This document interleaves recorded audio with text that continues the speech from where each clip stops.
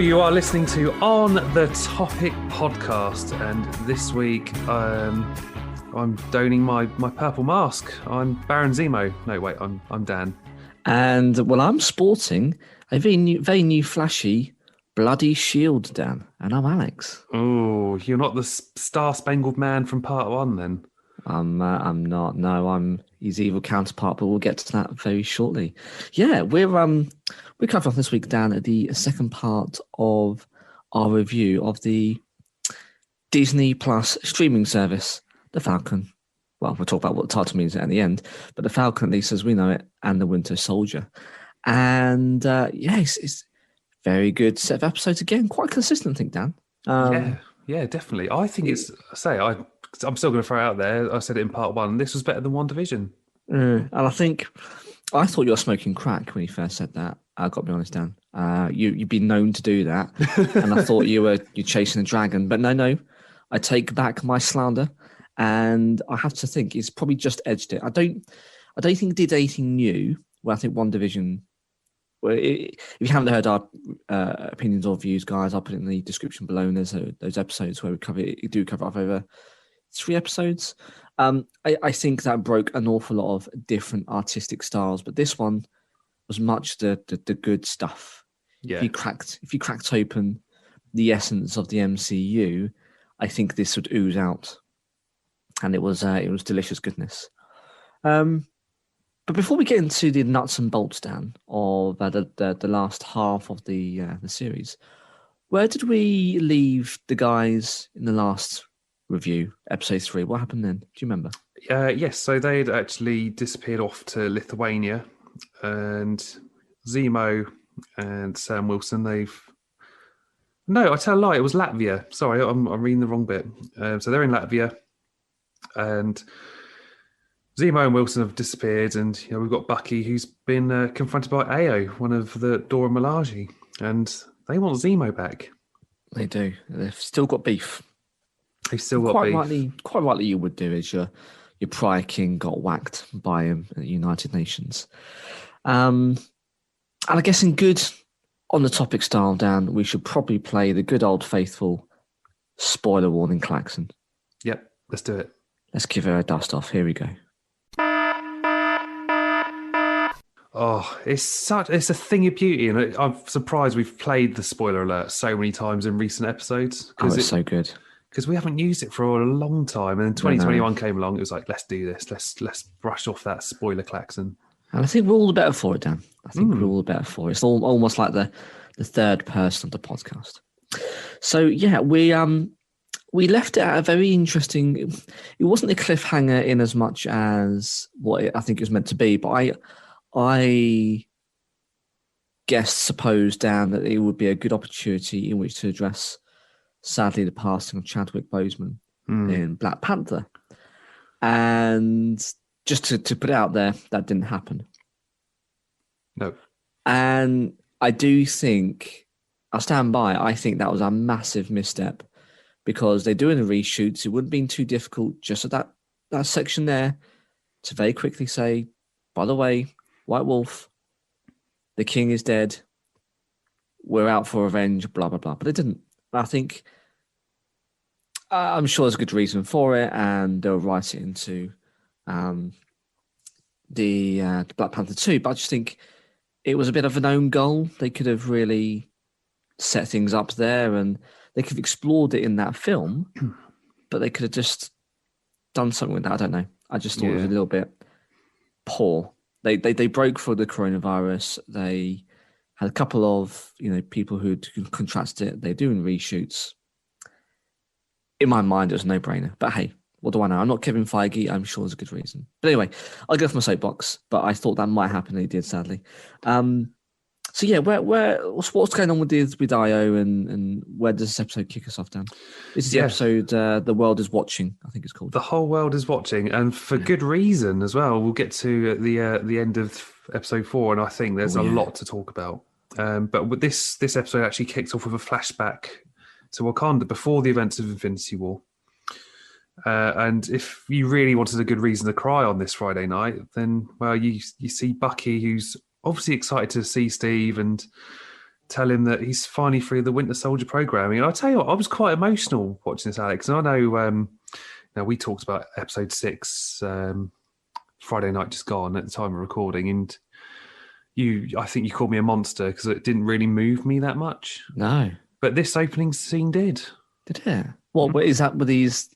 Is it in the campfire? Is that it? Yeah, because she starts to say the words of the Winter Soldier programming, and he realizes that he's finally free of it. He doesn't suddenly become this murderous monster that he has been in the past. He's obviously sort of quite emotional about it, and yeah, because I guess it also, I think it made influence, or maybe I'm just looking for it, but I think it kind of suggested that it also unlocked all of the memories for the Winter Soldier, and I guess he was overridden with the guilt of what he had done, but fully knowing then he was obviously back to himself. So I think it was a really complex, and you think back, Dan, I think you're right. It was a really powerful scene, just showing his freedom that he'd finally got back, that had been robbed him from decades, really, wasn't it? It was, what, 70 years, was it? Yeah, if that, maybe more.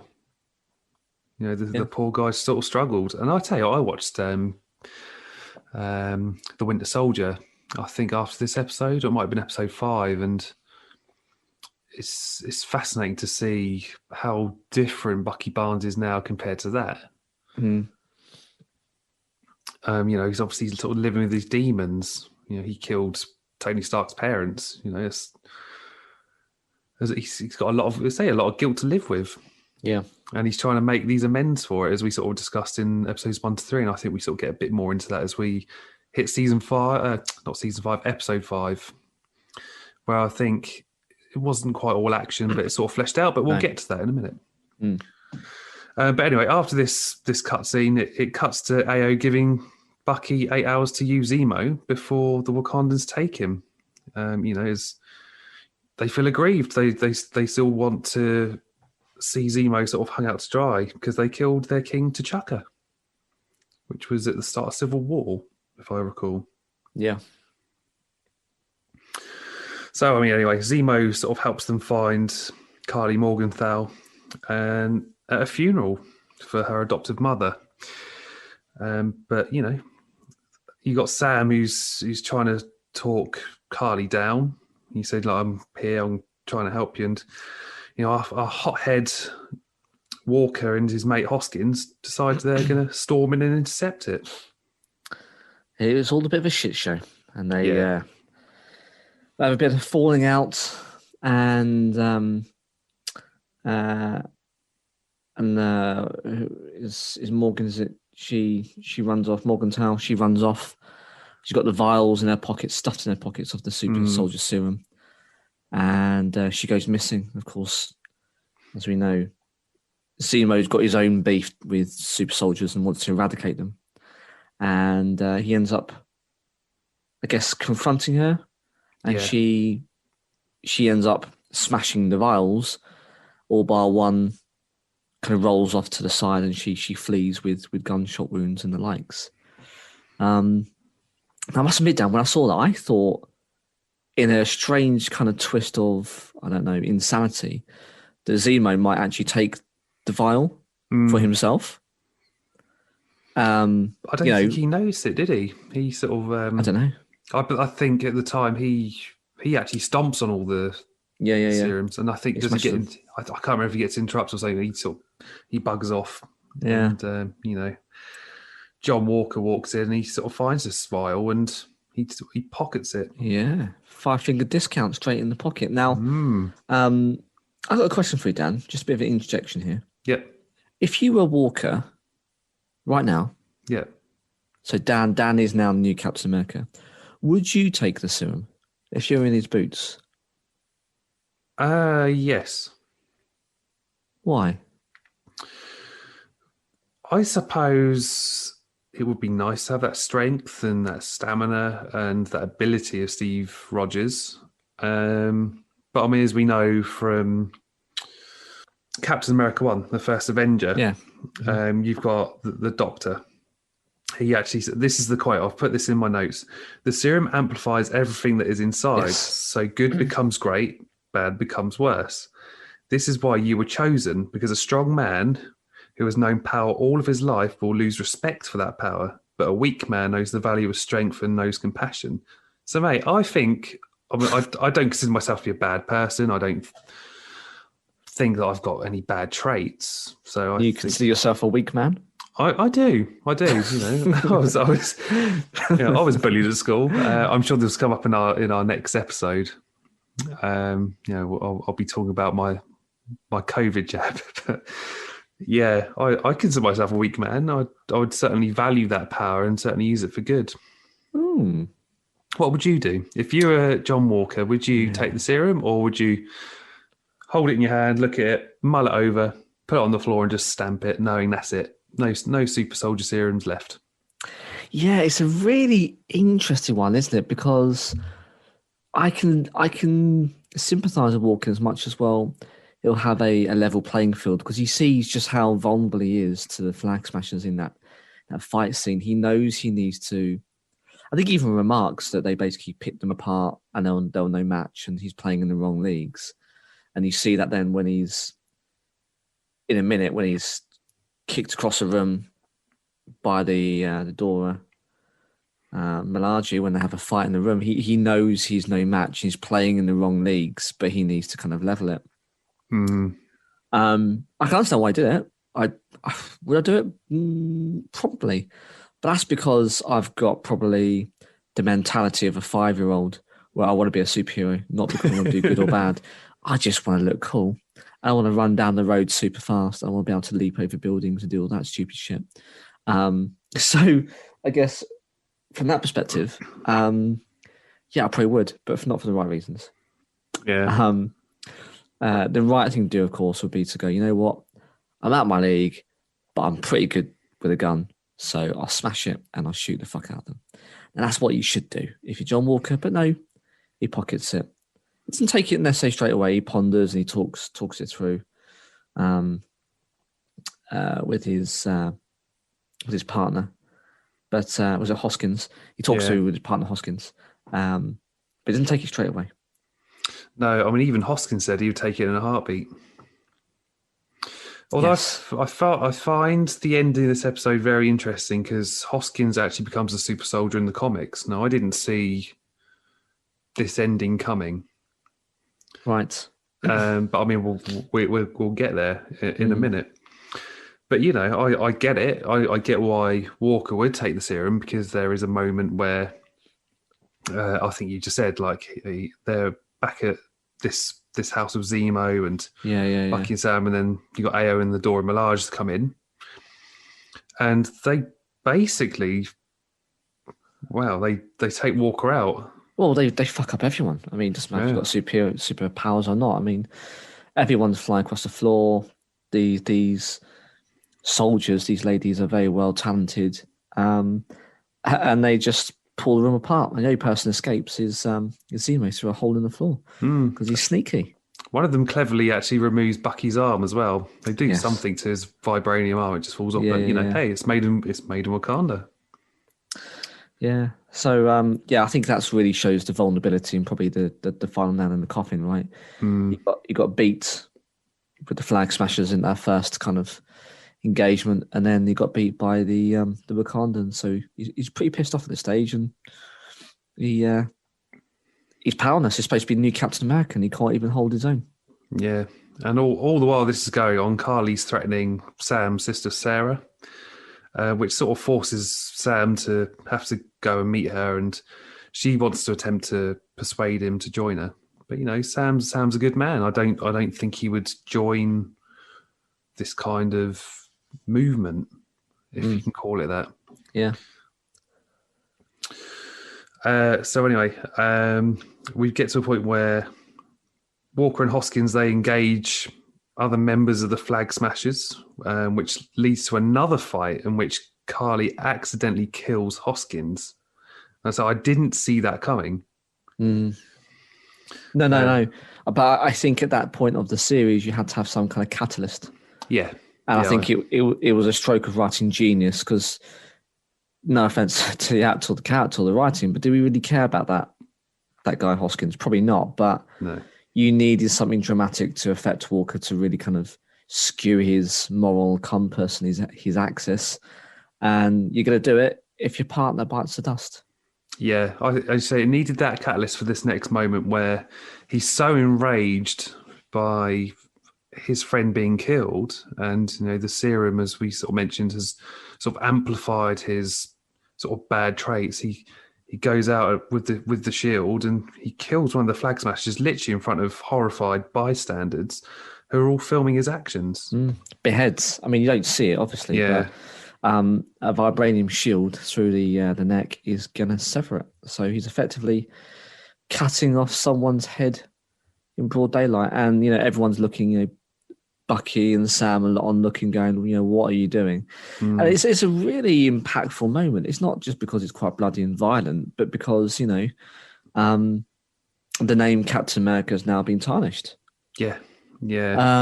As well as a beloved shield. This shield is, I can't recall. I guess this was a newer version. Was it gifted by the Wakandans? Was it still one from Tony? I can't recall. I think one bit of dust in it.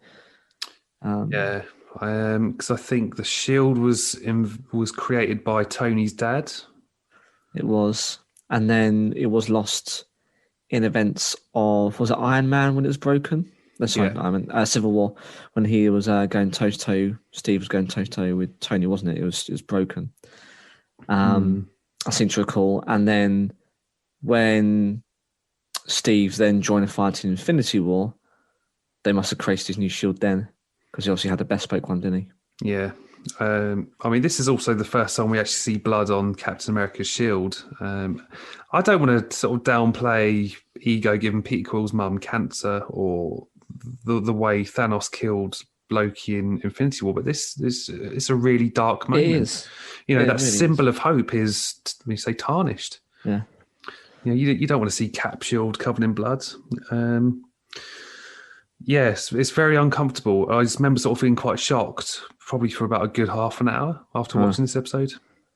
And the way they shot it was brilliant. I mean, there's lots of slow mos and lots of lingering kind of shots there, but it was really impactful. I think they handled it very, very well. And again, it was just a really important pivotal moment, not just needed for the season, for the series, but for that character.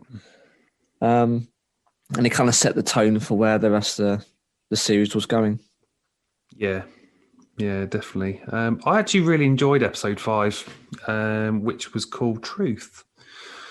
And again, I think people complain because there wasn't a lot of action and there's no shooty bang bang. That's a term we haven't used for a long time. No. But you need that moment of just to sort of flesh out the characters again. Yeah. It's always like a crescendo. It builds you up and it brings you back down again just to bring you back up for that last moment. And you always have that in films, right? So this is just like an elongated film. So you usually have the loss or the devastation and then the reflection. There are technical terms for this. People who know better, who've actually studied this at university and the likes will know what I'm talking about. But then they then go for the final act. It's no different here. They've got lots of loose strings and they have to tie them off, and there's quite a big one. It's building then to apparently what they thought was going to be a big reveal about the power broker, which we'll talk about in a second. And the rest of it. So, yeah, Dan, I think you're right. I mean, I didn't massively enjoy it, but I could see there was a need. And actually, I think it really benefited the two characters. Yeah. Just to kind of learn more about who they were and how they'd react and how they take stock of the situation. Because it's really focused, I think, primarily. I mean, we'll get into the synopsis in a second, but it really primarily focused on Sam's coming to terms with his legacy, but also Isaiah's and how he's got to do right by him. So it's a very complex episode. I think if you threw in there lots of action scenes, it would just dilute it. So it was needed. And you're right. I think the depth really gave it something. I mean, this episode does start off really strong. Enter Sam and Bucky, who go into a warehouse, confront Walker, and they demand the shield. And they literally go toe to toe with Walker, who he's jacked up with the serum, and he tears Sam's wings off. It's quite scary. Great parallel to Civil War as well. You know, it's sort of very similar to when Iron Man was fighting Captain America and Yes. the Winter Soldier in that. So yeah, it sort of reminded me of that scene a little bit. But I mean, by the end of this fight, you know, Sam and Bucky take the shield and have broken Walker's arm in the aftermath. And I've got another question for you, Dan. Given Bucky has had many years of service to Hydra and to being a hired assassin and being very skilled, and obviously he himself being powered of some description, do you think he would have let that fight go on for as long as it did in the scene? Because it went on for a while, and Bucky's ass was handed to him more than a couple of times by Walker. You can understand Sam. He is a normal man. Yes, he's military trained, but there's only so much a man can do against something like that without your tech. So that to one side, I can kind of understand. But there's more than a couple of times that Bucky's thrown across the room. He's down and out, and he's almost, you know, he's on the ropes. But do you think, given his background, it would have been that easy for Walker to be able to get the upper hand over two of them? Not a leading question, just one. Because there was lots of noise at the end of the episode on social media. I'm reading people saying, yeah, I know Bucky is more perhaps skilled. He's plenty more years on top of Walker, that's for sure, in terms of his experience and how deadly he is. Would he have really been that susceptible to Walker, who's just but army trained and seen a couple of tours, but hasn't really, you know, been going up against the hordes of Thanos and hadn't done this and hadn't done that? Do you think he would have been that vulnerable? No, I don't think so. But I think just sort of prolong that fight a little bit, and you know, so show Sam struggling a little bit. Then yeah, maybe from an action point of view. Yeah, I mean, you're right. Otherwise, it'd be over in a second. I think if you were stretching, you could say, well, Bucky was perhaps holding back. He's not a killer anymore, so he's not going to be perhaps going in at volume 10. He might be dialing it down to volume 4 as to not, you know, to hurt Walker. I don't know. But there was something that did when I was looking at it going, really? Like, he's a lot more sharp than that, Bucky. I just don't know. I don't quite buy the action scene given what we've seen in the films prior. But you're right, it would have been a shit scene if the Winter Soldier in his form took out Walker. It wouldn't have been much to write home about. But anyway, it is where it is. They're off with the shield, and we've got a literal broken Walker who's sulking off. Barnes decides he's going to go and find Zemo in Sokovia, where he sort of finds him by a memorial statue. Yes, because you mentioned it in the previous episode, and he said, have you ever been there? Yeah. And he said, well, no, I haven't. They said, well, probably should, mate, because your legacy is also about dropping Sokovia on the world and all those people dying. So you might want to visit it. And of course, that's where he ends up. Yeah. Great moment as well where he holds the gun to Zemo's head. Yes. Am I right in thinking he pulls the trigger but there's no bullets in it? Yeah, he empties it beforehand and drops all the bullets on the floor. Which can be seen in the trailer. I like that little connection. Yeah. But it's good.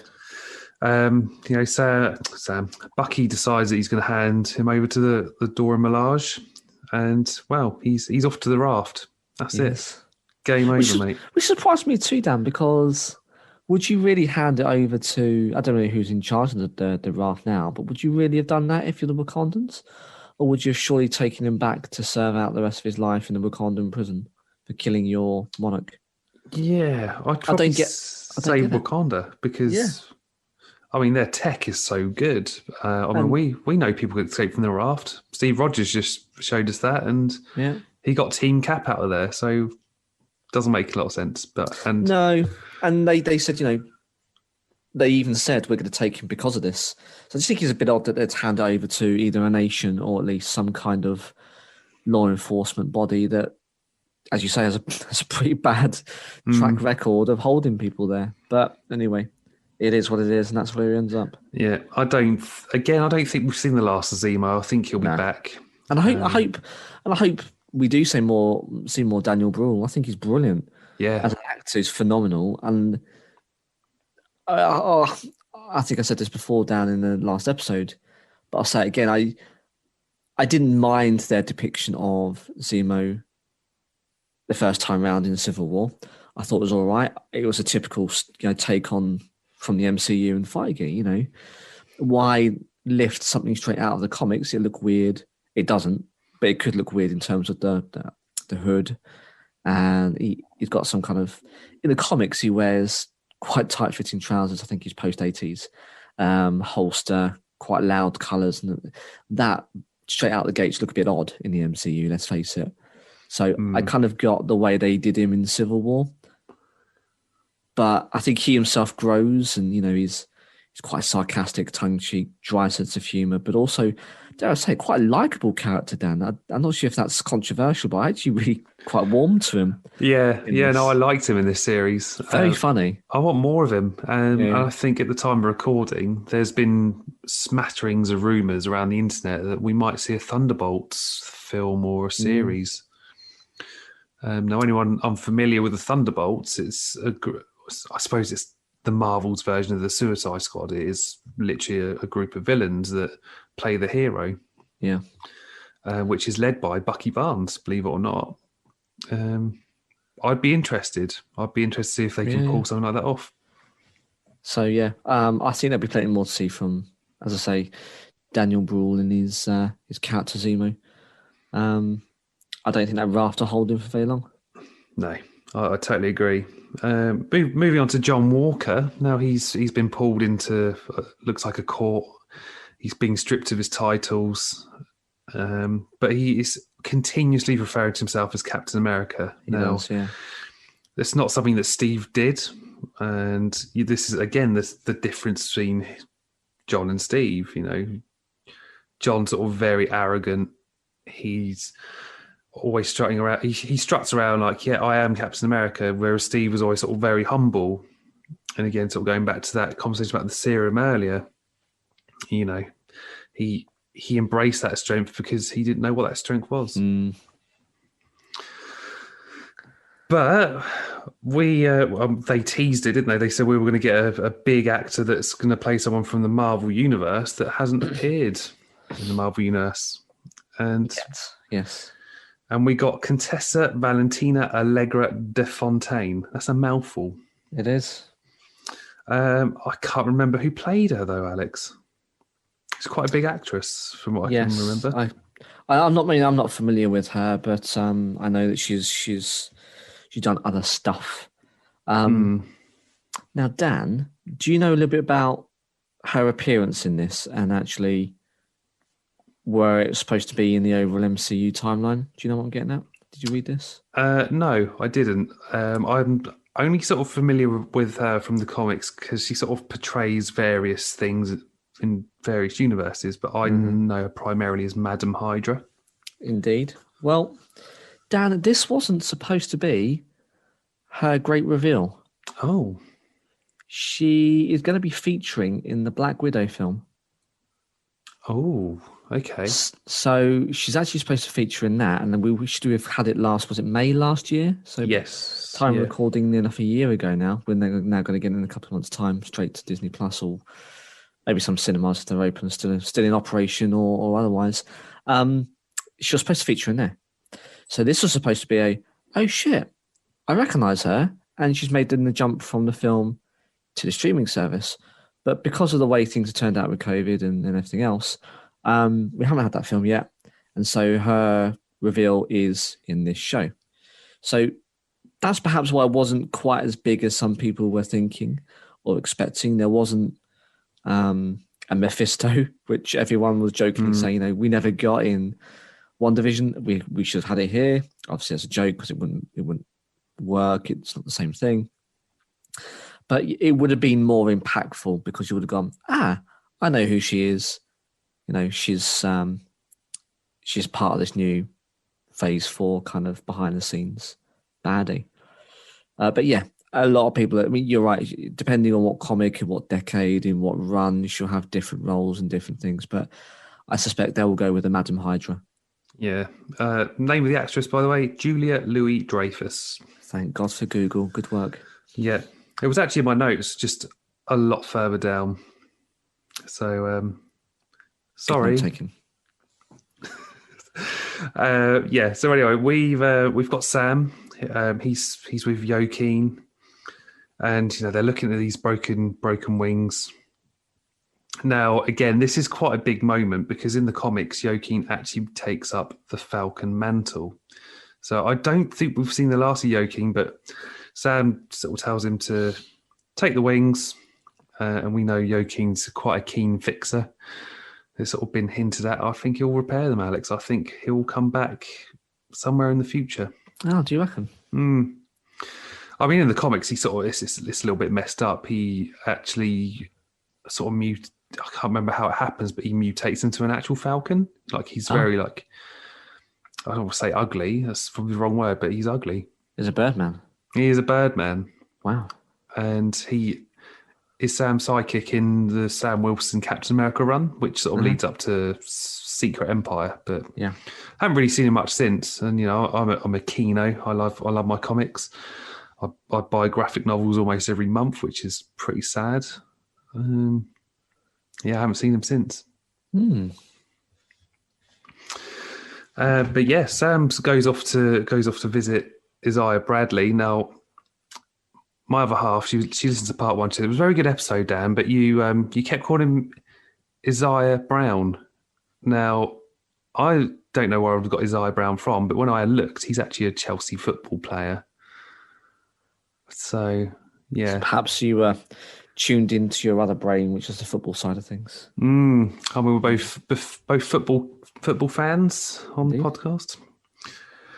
Will we talk about it in the future? I don't know. I don't want to talk about VAR, Dan. Get in the sea.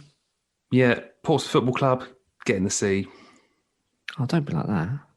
Oh, I don't know, mate. Years of torment, pain, hurt. I suppose that's what it's all about, isn't it? Yeah, it's... You don't support a club because they're always winning unless you're Chelsea or City fans who don't really know the history. There's a dig there. Sorry, guys, for alienating you. But come on. You bought trophies for the last 20 years. Got a rich history, Portsmouth. It's not always about the winning. Sometimes about Harry Redknapp and his dodgy dealing and I can't say too much. I don't want to be done for slander. But anyway, it's all about the interesting history, the ups and downs, the thick and the thins, Dan. Yeah. Oh, yeah, definitely. They'll get back to the days of wonder. They'll get there, Dan. Don't worry. We can all but hope.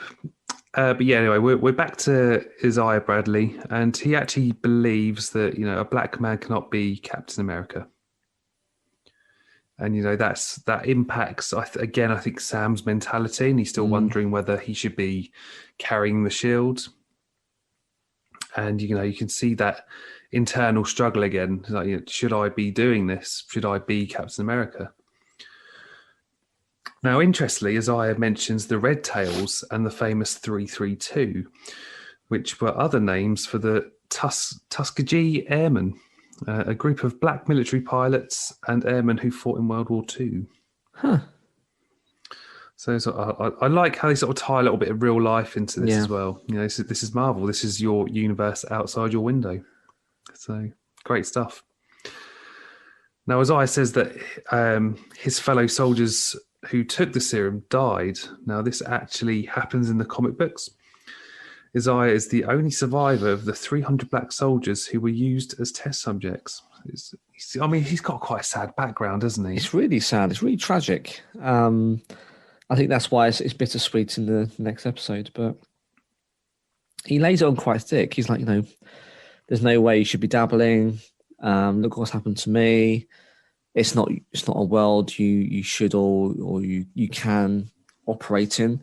And it's really at odds, obviously, with Steve's passing comments at the end of Endgame. He literally hands Sam the shield in the bag and says, you need to carry on for for me and for the name. So he's on the one hand a downtrodden, hard done by, kind of betrayed Isaiah is on one hand saying, "Don't do it. Look at what happened to me." On the other hand, you've got Steve, who is literally an embodiment of perfection and moral high ground, saying, "Do it." So it's difficult, and so he goes back home, doesn't he, to seek some solace, spend some time with the family, and again, it expands a little bit more about his background, which I'm really enjoying about it. By the way, it's nice to see a little bit more about Sam and his family, his sister and his nephews, and the family boat that they're doing up, and he ends up being joined by Bucky, who ends up helping out on the boat, and they're training with the Shield. And there's a really cool, it's a very cheesy kind of late 80s, early 90s kind of training montage, but it's great. You can see that he's trying to get used to the Shield, and he's failing, and he's jogging around the house, and he's throwing that thing like a frisbee, and a couple of times he self-decapitates himself, and it's quite a good training kind of montage. Yeah, he's training hard, but there's a great moment actually on the boat. I've put this in my notes because I sent you a picture, didn't I? I think Friday or Saturday, I can't quite remember, where there's all this steam pouring out of the pipe, and Bucky grabs the wrench, and he cranks it, seals the steam flow, I guess, and Sam says, like, "Why didn't you use the metal arm?" He said, "Well, I don't think to use it." Now, this is interesting. Now, throughout Falcon and the Winter Soldier, if you notice in Infinity War, he's always using his normal arm. As the Winter Soldier, however, when he's in killer murdery mode, he uses the metal arm a lot. I mean, he's left-handed. Yeah, he's left-handed when he's a killer, but when he's not, he's right. He's right-handed, and yeah, it is whether or not they actually wrote that in there or whether it was conscious thing, I don't know. But it's quite smart, and he's saying, "Yeah, I don't think about it. I'm right-handed." Just fair enough. You got to have some eagle eyes to notice this stuff, because I wouldn't. I just enjoy it. I sit there and every Friday and it wash over you, or go to the cinema. I just forget about it. And I said to one of my friends, I said, "I wish I had those eagle eyes to be able to talk about it on a podcast, but these people do it for me, and I'm bringing it to you because we're sharing it. If you don't see it on the internet, well, you're hearing it here right now." There you go. It's a public service, Dan. We don't need any thanks. We just need you to tune in for next week. Exactly. That's the payment. But it's not just a helping hand on the boat that Bucky delivers, does it? He's also got a case. Yes. A silver case that is delivered from the Wakandans. Now, at this point, we don't actually find out.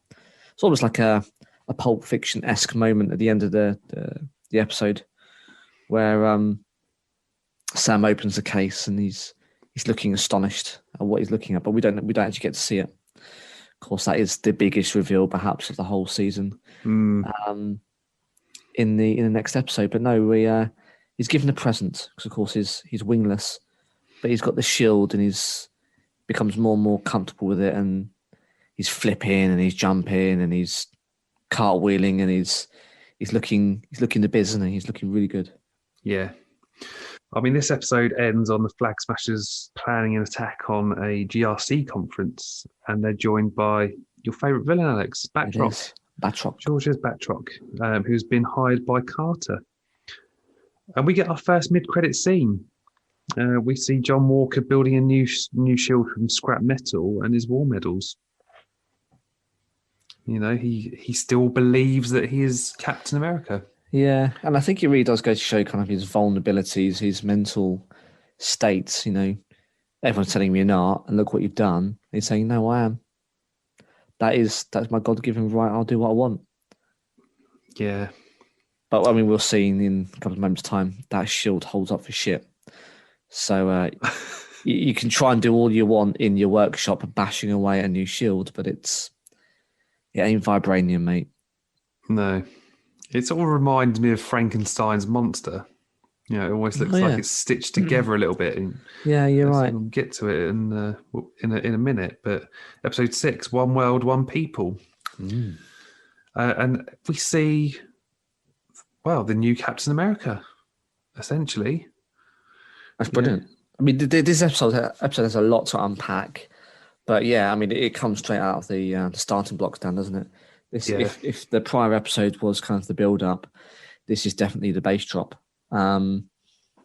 It's all kicking off at the GRC, and then we just see a shield smash through the window, knock a flag smash to the ground, and of course, who comes rolling in with the wings unfurled? It is almost one for one. I think it almost is comic book representation. Yeah. It's Sam in his glorious angel suit, for want of a better term. It's just spot on. And, I can't, whoever does these costume designs, bravo. Chef's kiss. It is a literal chef's kiss moment. And I think the internet isn't quite so divisive on it, but some people are like, it looks silly. It doesn't look good. But I'm pretty confident they're only saying that if they haven't seen it in the comics. Yeah, I call them regulars. They're just they only watch the films and the TV series. If you have a bit of comic book knowledge, it's there, it's out there. I mean, the run wasn't that long ago. I think it was like 2017, 2018. So if still fresh, really good run. It's a really good run of Sam Wilson as Captain America, and I genuinely think people should get on it and read it. You can get a month's free of Marvel Unlimited if you sign up. And then I think it's only like 9-10 quid a month. It's almost like a Netflix subscription. And all the new comics that get released, say in January, will drop in April, for example. So it's good stuff. I've only had a month's worth out of it, but I buy graphic novels all the time. I prefer the physical copy over reading it on my tablet. And we were remarking, Dan, about my fragile mental state during the episode. And I must say, yes. I shed a couple of tears during the episode. And this is the first time, Dan. And would you like to know why I shed a tear at this particular watershed moment? Go for it. I've got a little boy in the house, and sometimes when I'm watching TV, I have to have the TV on low, or it's just so bloody noisy, and I really can't hear what's going on without creating a racket through TV. So I have the subtitles on sometimes, and it was left on when I first started the program, and quite rightly did I leave it on there too, because as you bash through the window, it comes up. It doesn't say Sam semicolon. And what he says, because sometimes, usually when you're first introducing someone to the screen, they'll say who they are, and then they'll just continue to have their written words. So introduce a character, not as Sam, not as a Falcon, but as Captain America. Oh, beautiful. And a lot of people wouldn't have got that, but I was like, I literally was like, this is immense, because they've kind of, he's wearing a suit, he's very proud, and he looks like it fits very well, and he's majestic, Dan, isn't he? Yeah. He's a majestic bird of prey, as they are in real life. And then you have Captain America under there on the credits. I'm like, this is it. He's arrived. And it was beautiful, and it brought a tear to my eye, Dan. And it was a wonderful moment.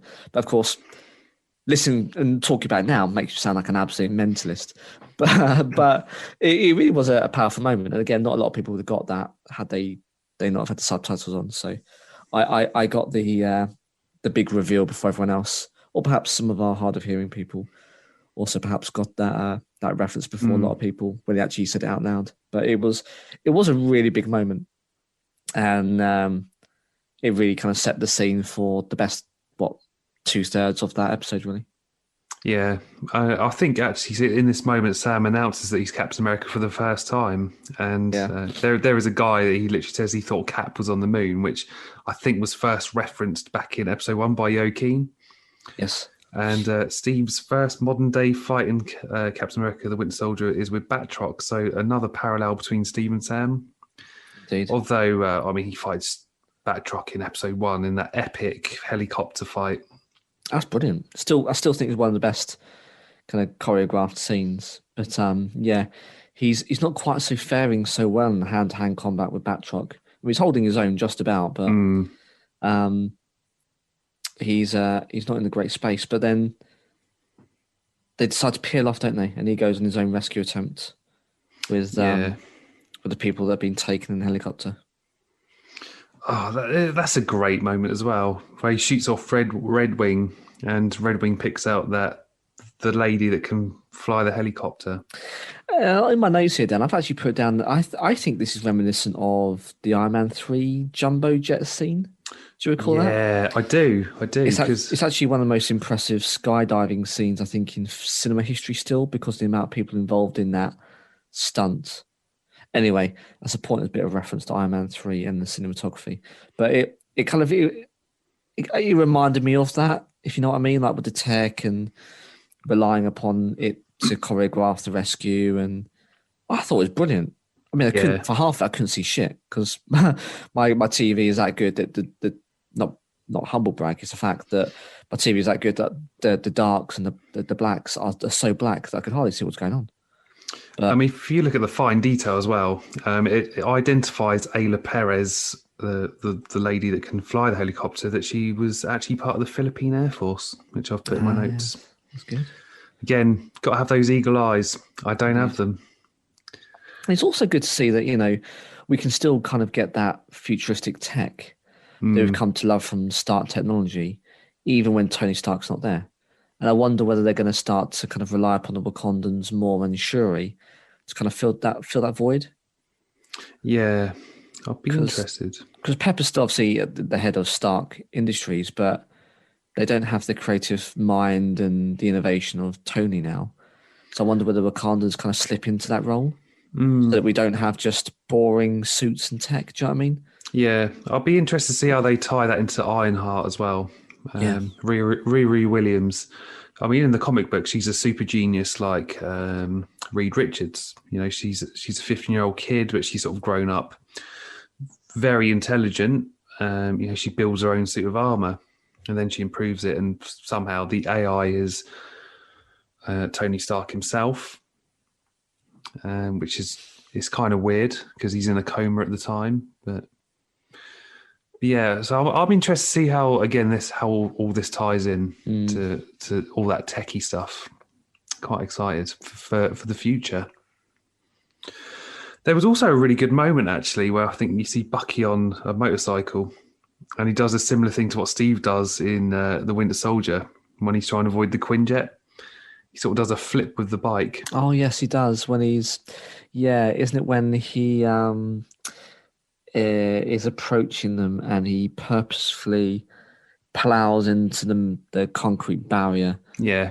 But flies off. It's almost also a similar kind of nod, I guess, to the beginning of Age of Ultron. Yeah. Where the Avengers, the very beginning of the scene where they're just attacking the castle, there's that together moment where they're all launching forwards to attack. The money shot. Yeah, it is the money shot, the Hydra base. It's almost a bit of that. But it's very, very good in a kind of a very raw kind of format. Of course, he's a blunt instrument, Bucky. Yeah, he literally throws himself into the action, and then he falls off the edge, which again, sort of very similar to when Steve thought he was watching him fall to his death in the first Avenger. Yeah, but I mean, except this time, Bucky sticks. He literally does a superhero landing. What a legend! He does. He lands it, and even though they've been talking through the entire episode. You see Sam swoop in with the new Captain America suit, and you can just see the smile on Bucky's face. It's wholesome. It is so wholesome. The beginning of being BFFs, Dan. They are. Do you know what? I love this friendship between these two, and the dynamic is fantastic. It really is quite wholesome. So they're off saving or fighting, and of course, where's Walker? Well, Walker turns up. He's picking the fight from his own, and his shield lasts all of 20 seconds because it's shit. And he's going toe-to-toe with the Flag Smashers. And he ends up having this, I wouldn't say it's a redeeming moment because the bloke's a prick. And I think he's still probably the most hated kind of superpowered person in the MCU at the moment. And they've done very well, by the way, to do that. It's a great effort and written kind of style to do that for people. But he's literally between exacting revenge or saving people's lives. Now, I thought he'd go, ditch the car. The other guys can deal with it. But no, he pulls the car off the precipice, the truck with the people inside, and he saves their lives. Mm. And yeah, he's not redeemed fully. He still murders someone in the cold light of day, but there's still some good in him, which I think is probably what the character needed, because he was on the precipice of evilness, I guess. Yeah. Well, philosophical, but he was in a bad place. Let's put it that way. So he saved a lot of lives, and I think that's where you see an interesting scene where he's now at the bottom of that construction yard, and there's Bucky, the new Captain America, and what we now know as a US agent all together, which is just an interesting scene. Seeing all three now fighting. I've got a question for you now, actually. Now it comes to my mind. There's a moment where one of the meat wagons is they've set it on fire, the flag smashers, and Bucky's punching away at the lock. Now, in all the times we've seen the damage that Bucky can do with his metal arm, why did it take so long to punch a lock off? No idea. He's a good 20 seconds punch the crap out of it. I mean, mind you, it's quite a meaty thing. Like, it's always like I'd sort of describe it almost like a spider, because it sort of like latches on and it sort of digs its teeth in. But I'm not being funny, Dan. I'm not being funny, but would you not have just gone, screw this, I'll punch a hole through a weakened part of the side of the car and just tear it open? Or how about smash the window and then just open it up like a tin can? Why? Obviously, it's for effect and it's for peril, but you're right. I think that's a bit of a loophole, and it was at the detriment, perhaps, of the writing. But yeah, you wouldn't. You go, this lock isn't budging. I'm going to smash a window, and then I'm going to just open it out like a tin can. At least that's what I would do. So yeah, a little bit weak, but hey. Never mind. We got there in the end, and no one was hurt, thankfully. No. I mean, elsewhere, we got Sharon Carter, big reveal, accidentally reveals that she's the power broker to Batroc. Sorry, Dan, was it a big reveal? No, I think it was too obvious, because I think you go all the way back to Madripoor. I think the writing was on the wall. Now, perhaps I'm just not trusting, but she was waltzing around all this power. We don't get hide or hair of any other big player in that episode or since. I thought it was pretty obvious. Now, I didn't see it as a big reveal. You can see that she was a bit disgruntled with her home country. Yeah. She helped out Captain America. She helped out the end result of the film of the Winter Soldier. They turned her back on her, so she's going to be pissed off. And then what would the time spend, I guess, during the events of Endgame? She's got time to amass her empire. So I thought that was a given, but apparently they put it down to a big reveal. So yeah, I was a little bit disappointed. I thought they could have either hidden it more, presented her as being, I guess, in the shadows, poor. She's got contacts, but that's all she's got. She hasn't got the funding, she hasn't got the resources, but they kind of showed their hand. What, episode 2 was it? In Madripoor? Yeah, episode 3. Yeah, episode 3, where she's got all these works of art and they've got a palace. I'm like, guys, it just felt like it was a bit lazy going, oh yeah, by the way, she's power broker. I'm like, well, yeah, no shit. Like, yeah, it was almost like underwhelming. I think it really was. I don't know. It was meant to be a big reveal, but I didn't get that. And you're right. She's called out, and Batroc waltzes in and meets his grisly end, basically. Yeah, gets shot a few times. Unlucky. Well, yeah. I mean, people tend not to be dead in the MCU, so maybe he escapes hospital and he's not. But either way, yeah, he's down and out. And Sam ends up joining the fight, and he's obviously not aware of this conversation between Carly, who realizes obviously that Sharon is the power broker, and she ends up fighting now Sam. Sharon's taken one to the gut, so she's down and out. Yeah, and they're fighting. He's saying, "No, I won't fight you." And again, it's reminiscent of Steve, isn't it? Yes. In the previous films, where he said, "No, I won't fight you." Yeah, is it with Tony, isn't it, in Civil War? He says it's a Bucky in the Winter Soldier. Of course it is. Sorry, yes. Yeah. Yeah, it's when he's on the bridge of the helicarriage before it's about to go down, and he's saying that I'm not going to fight you. I don't want to. I don't believe in what you're doing, but I also understand what you're doing. And before he can talk around, of course, Sharon shoots her. She's dead. Yeah, she's dead. Brown bread. It's quite an emotional moment as well, where you see Sam carrying Carly, and he sort of descends from the sky. It's almost angelic, isn't it? It is. But I mean, after all this has happened, Wilson convinces the GRC to postpone the forced relocation of displaced people that Morgenthau died fighting for, and instead make efforts to help them. And that speech he gives, I mean, Dan, this is where I also then broke down again, because it's very impassioned and it's still relevant, like in real world, right? It's the Black Lives Matters.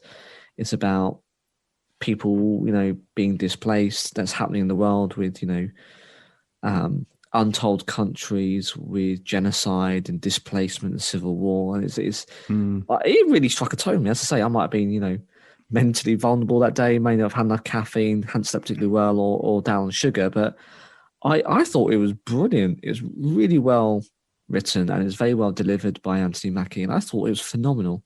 I really do think that's one of the main. If he says the key speeches are up there in terms of the MCU, of course it's going to be up there because it's in recent memory. But I truly think it's a really good bit of writing. Yeah, and it just kind of pulled it together, because then he was saying, this is not going to be easy for me. People will look at me and say, well, why should there be a black Captain America? And but I'm not doing it for that. I'm doing it for this. And it's really powerful, Dan. I thought it was brilliant, because then it pulls it all together. Sam fully now understands kind of what was asked of him from Steve. He understands kind of what it means to be a black superhero, where Isaiah obviously had been really badly treated by the government and forced into exile, and after being experimented on for 30 years and all this. He's acknowledging all of that and then saying, but you know what? If I don't do it, who will? Yeah. It's just such a good scene, Dan. I thought it was brilliant. Really, really good. And it really struck a chord with me. As I say, I may have choked up a little bit then, but again, I was only 2 cups of tea in that day, so maybe a lack of caffeine. But let's not take it away from the delivery from Anthony Mackie, which was phenomenal. Yeah, do you know what? I'm surprised I didn't get more emotional. And I think we've mentioned this in a previous episode. An absolute monster, Dan. You're a monster. Through the past year and stuff, I can watch things, and I don't know if it's all the lockdowns and all that stuff, but I sort of find myself getting more emotional about things, whereas I didn't feel moved. This is the guy that cried at Mandalorian, the season finale of season 2, and you're a monster. I am a monster. Genuinely a monster. If you have kids, I think a lot of people might resonate if they have kids. If you have kids, the simplest of things will fuck you up. And I don't know what it is. Perhaps because you're more in tune with your parental kind of instincts, or perhaps you become more empathetic because you've got someone else to look after, and you're nurturing this human being, and you want grand and amazing things for them. But I think since having a little boy, I've become even more emotionally in touch with my inner self. It's getting very deep, down for this episode. But anyway, I think a combination of what you just said and perhaps having children, perhaps that's why it messed me up. But I was a streaming blubbering mess, and I'm a modern man, and I can admit that on recording, because of course once on the internet, it's forever there. And I don't mind saying that, Dan, because I thought it was a wonderful bit of writing and wonderfully executed by that actor. Maybe if I rewatch it, I'll get a bit blubbery, but I don't know. If you watch it together, if ever we can do that soon, we could be in the same room close enough and we watch together, I will pinch you just to force those tears. I will see justice done. Yes, because it's please that do. Good. I will. There's a fantastic moment. If you need a refresher, I'll get to that in a minute. But the remaining serum enhanced flag smashers are caught by Barnes and Walker, and we think they're being sent off to the raft, but they get blown up. They do. They get blown up by an old guy in the car, who was Zemo's butler, who we saw back in episode 3. I think his name is Oznick. Isn't it? I did wonder why it lingered on him, but I couldn't quite place him. But you're right, it's a butler. It's great because you see Zemo in his cell on the raft. He's got the radio on. The news has announced that these super serum enhanced flag smashers have been blown up. There's just a little wry smile. He turns the radio off and he sort of he goes back into his bed. He's like, "That's it, job done." Yep, I can go home now. It's all done. Bring him back. I want more Zemo in the future. Yeah, I agree. Then we see DeFontaine giving Walker a new uniform and the codename US Agent. Oh, it's going to happen. We saw that coming.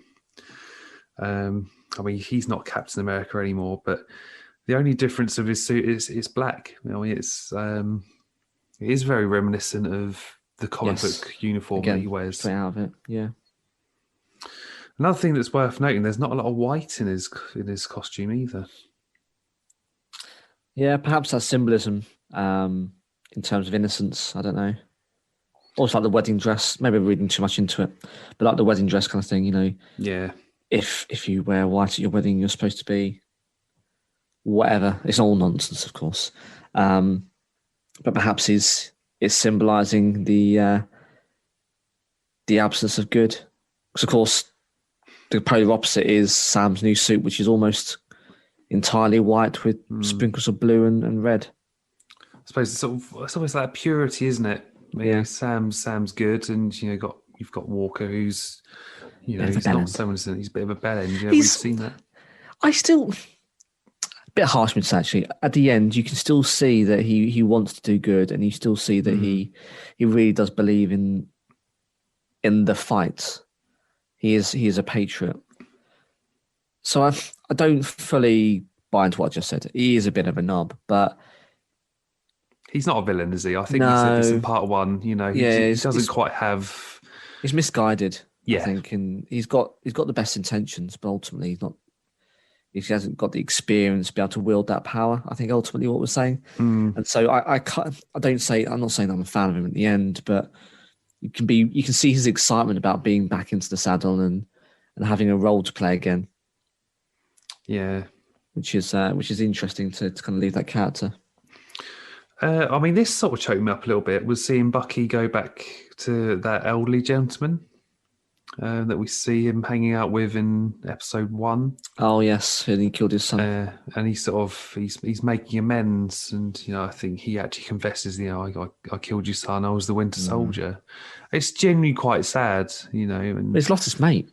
Yeah, what's he going to do on a Wednesday evening now? Yeah, exactly. It's but in order for him to, I guess, move forward, he had to tick those names off on the list, of which, of course, we see at the end of the episode, the book is complete and it's a present now to his counsellor. Yeah.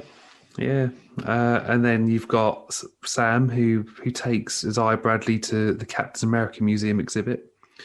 And, there's a really nice reveal. There's the memorial for Isaiah at the Smithsonian. I can't get that word out, Alex. I need to put my teeth in. And it talks about how he was one of a dozen African-American soldiers who were recruited against their will and without their consent for participation in human testing in pursuit of the super soldier serum.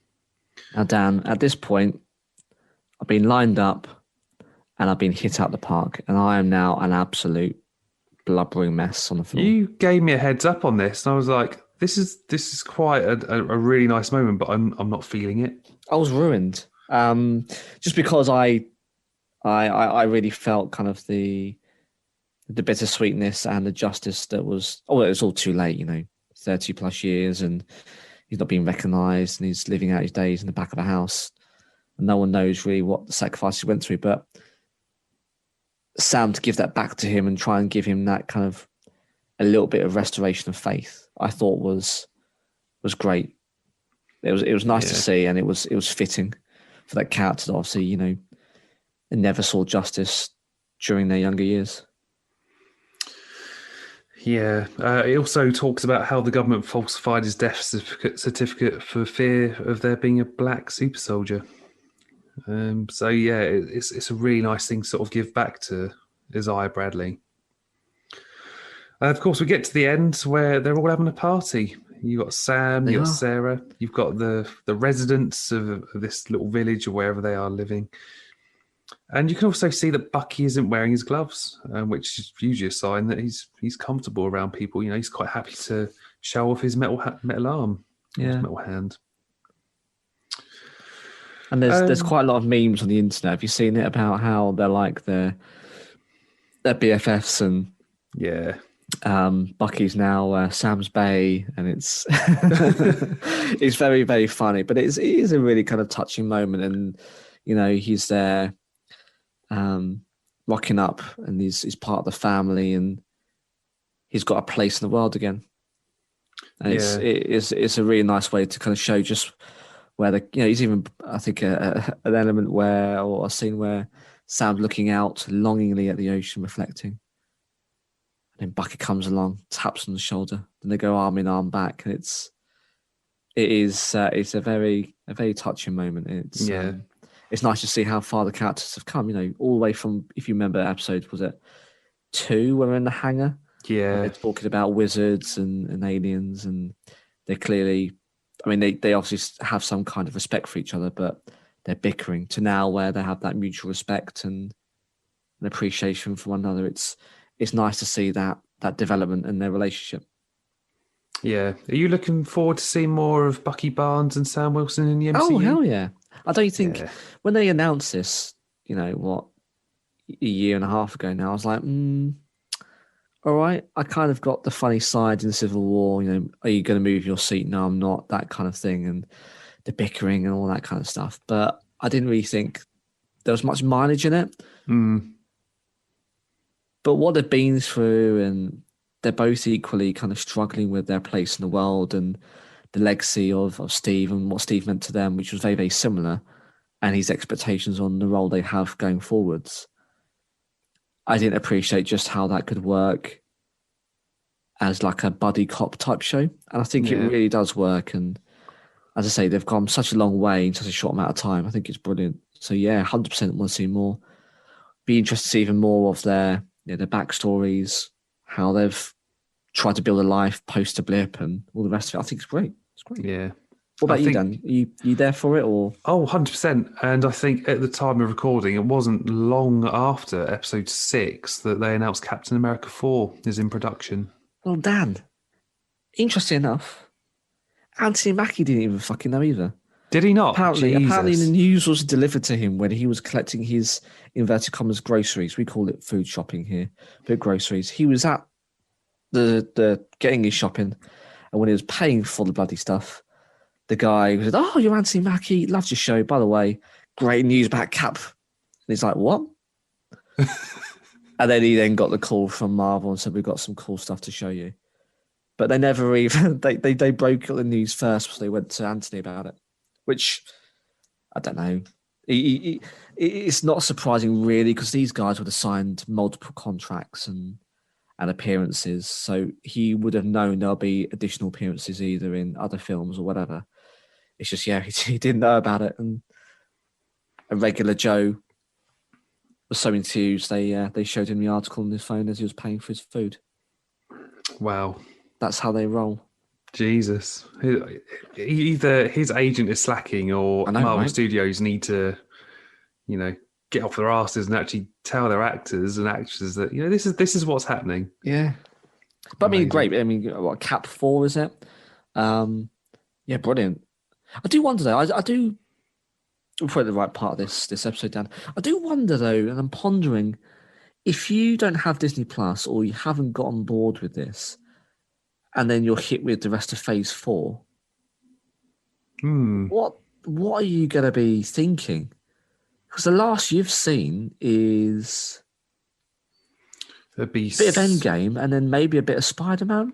Yeah, But you're not it. going to know really an awful lot about the world. You're not going to know about the struggles and now what we know as a GRC and the kind of the social political scenario situation in the world. You're not going to know the struggles of Bucky and the Wakandans, and he's not welcome there at the minute, so he can't go back there. Mm. You're not going to know about this new suit. It's all going to be a bit weird. And then don't forget about freaking poor Vision and WandaVision. Now there's another Vision floating around. Shit, I mean, you're going to miss out on so much. I do wonder at what point they're going to go, you know what, fuck it.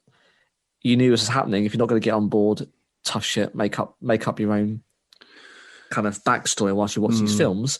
Or are they going to do? I don't know, Dan. It's really interesting, man. I guess time will tell. But yeah, they've covered a lot. There's a lot of ground, a lot of new kind of narratives they've opened up that when they bleed into films, I mean, it's going to look absolutely fucking bananas, isn't it? If you haven't seen any of this in the last 3 months, you're not going to know what's going to go on.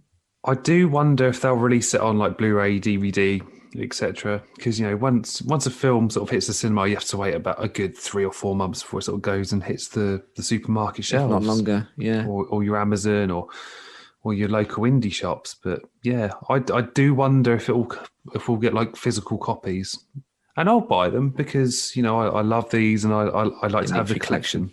Yeah, absolutely. Mid-credit scene. Underwhelming, very underwhelming. Episode 6. After receiving a full pardon, you've got Sharon Carter. Weak. Sharon Carter rejoins the CIA and intends to use the access to sell government secrets and resources. Now, a bit of a yawning moment here, Dan. I thought just a bit obvious. Ha ha ha, guys! Yeah, I mean, let me sell all this government tech. Yeah, jokes on them. It just felt a little bit weak. Yeah, I mean, the only thing that was interesting was that she was referred to as Agent Carter, which was a title that was always reserved for Peggy. Yes. Now, this is the first time Sharon has been called Agent Carter because she was always known as Agent 13 or Sharon. Indeed. Well, we do have some Easter eggs for all the episodes. So I'll break them down. So episode 4, comic numbers. Outside the apartment Sam, Bucky and Zemo are hiding in, you can see the number 23. This could be a nod to Captain America Volume 5, Issue 23, which is a comic in the Civil War arc that follows Bucky. Oh, okay. Next up, another comic book nod. You can see that Zemo is wearing a purple sweater, which is a nod to the purple being Zemo's signature colour throughout the comic books. They do like their colour references, don't they? I think we touched on this in WandaVision, that Wanda always sort of wears red and Vision likes green. But yeah, anyway. A bit of continuity. Zemo mentions his son in this episode, and of course the death of his son and wife in Sokovia was Zemo's main motivation for taking the Avengers down in Civil War. I'm not going to read the theory because I only put that in there that Sharon could be the power broker. We know she is. Get in the sea. Rubbish. Continuity nod. Sam mentions that he used to counsel soldiers dealing with trauma, which was first mentioned in Captain America The Winter Soldier, where Sam and Steve met. Now, fun parallel. Now, I only noticed this when I watched The Winter Soldier, but Steve does the same thing in Endgame for victims of the snapping. Just going to throw that out there. Not the blip. But the snapping. The snapping. We don't like the word the blip. No, it's not a thing. One more comic book nod. When Sam gets a text from Carly, his phone reads 3:12 p.m. This is probably a nod to Captain America 312, which is the comic that introduces the Flag Smashers. There you go. It's all a bit convenient, these Easter eggs. It's all connected. Yeah, so a bit of a theory on Julia Louis-Dreyfus showing up as Valentina Allegra de Fontaine. Now, this is quite big. So, as I mentioned earlier, she could be one of a number of things. In the comics, Val is a Russian sleeper agent for Leviathan, who also becomes an agent of S.H.I.E.L.D. and works closely with Nick Fury. Fury and Val have a romantic relationship in the comics, and also Leviathan previously appeared in Agent Carter.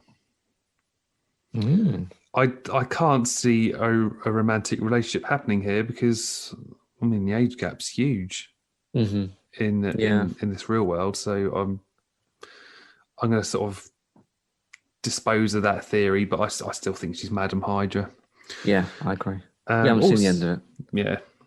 Also, in the comics, Val works closely with Sharon Carter, and the duo become a part of the Femme Force, an all-woman assault team for S.H.I.E.L.D. But again, something I can't see actually happening.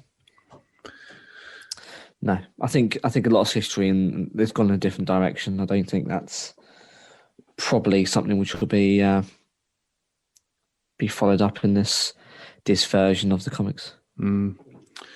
Now, apparently, the Falcon and Winter Soldier is supposed to be setting up multiple upcoming MCU projects, and Julia Louis-Dreyfus' arrival is definitely leading to some important storylines.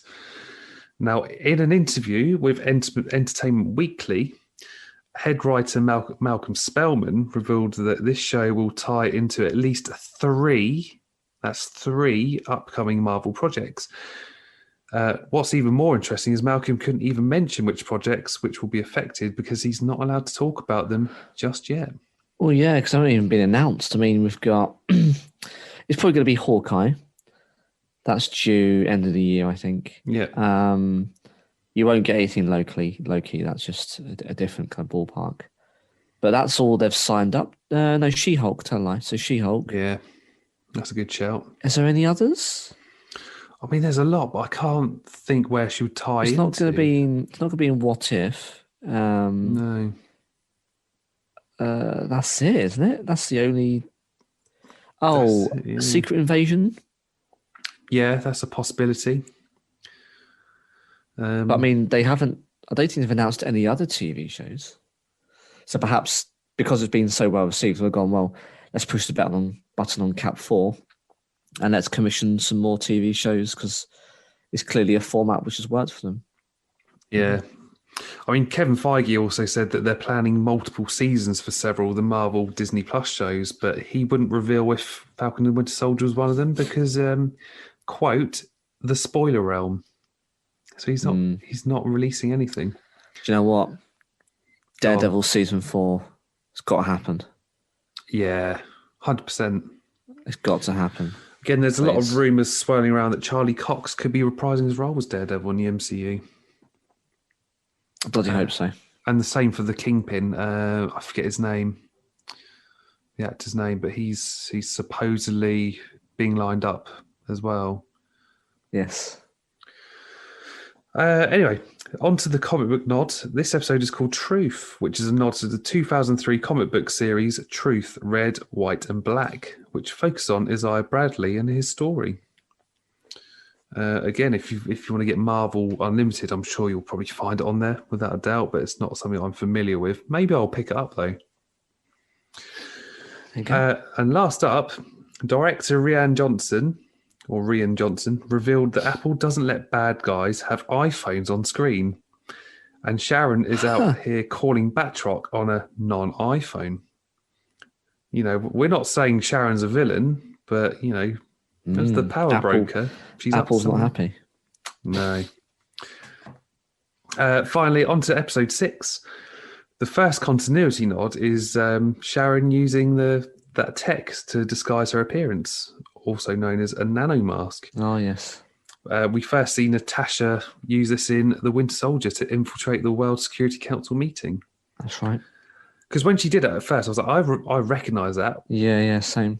I couldn't place it, but you're right. It's at the end of the film, isn't it, to gain access to the access codes on the helicarrier.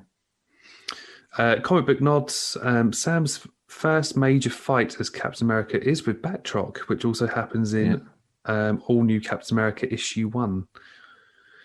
Another comic book nod. The 105 on the Flag Smashers app could be a nod to Captain America Volume 1, Issue 105, which featured Captain America fighting Batroc. A bit of continuity, but the roles are reversed. Now, when they are leaving, Sam is on Bucky's left, which just calls back to his iconic "on your left" phrase. And last up, John Walker's new suit directly matches US agent suit from the comic books, which we mentioned earlier. So it's the black, white, and red. And we might see him with a shield in the future as well. Yeah. But that wraps up the Easter eggs in this episode. Oh, Christ, I've just knocked my laptop. We've got some listeners' feedback, Alex. We do. First up, we've got Gemma. We need to have words. Yeah, Dan, I'm not happy about this. No, controversial. Very. What did you say? I got so bored, I stopped watching it. Now, just to give this a bit of background, I know Gemma. She is part of the bride tribe that I'm in. I am going to be a bridesman for a friend after making a joke about it back in the very first lockdown. Teacher. I pitched this incredible hen do, and basically the joke was not a joke anymore. It was suddenly, oh, you're in. So okay, this I've known Gemma for a few years anyway. She used to sort of hang out with my cousins and friends way back when we were younger. But anyway, I will have word. Gemma, I implore you, watch the series, or you can get in the sea. Hopefully after the wedding, it might be a bit awkward. Yeah, do it after the wedding, Yeah. but get in the sea. I've got good grounds to say that. So if you're listening, you're not even my fellow troublemaker anymore. You're not my fellow DJ. It needs to be addressed. She does prefer WandaVision, to be fair. Yeah, and I think that goes back to what I said at the beginning of the episode, Dan, where I think WandaVision did so much in different art style, in different storytelling, direction, story. It was all of it. But this felt like it was MCU. It felt like home, Dan. It felt like the MCU. It felt like it was a continuation of that kind of that Winter Soldier type feel. Why Cap 2 was so good. So yeah, I'm not quite sure what point. It is Gemma, isn't it? Yeah. Yeah, at what point Gemma would switch off? Because for me, that would have been episode 5, but for good reason, because it was setting up episode 6. But whatever it is, give it another go. I think there's so much they cover and such good, rich. It's poor English, and it's such good, really good kind of character development. I think you'll be kicking yourself if you don't experience that. Give it a go. I retract everything I said and listen to Alex. He's nicer than I am. If she still doesn't watch it or still doesn't agree, then she can get in and see Dan. Oh, there it is. There you go. More diplomatic approach. This is why you're the yin to my yang. Exactly. Next up, we've got the lads over at Star Wars Sessions. Great podcast, lads. Oh yeah, shout out to those guys. No, they just missed part 1, so I'm plugging them in now. They said, quite enjoying it overall. Sometimes it loses my attention, but overall, a great watch. The cinematography is incredible, and they put some flames.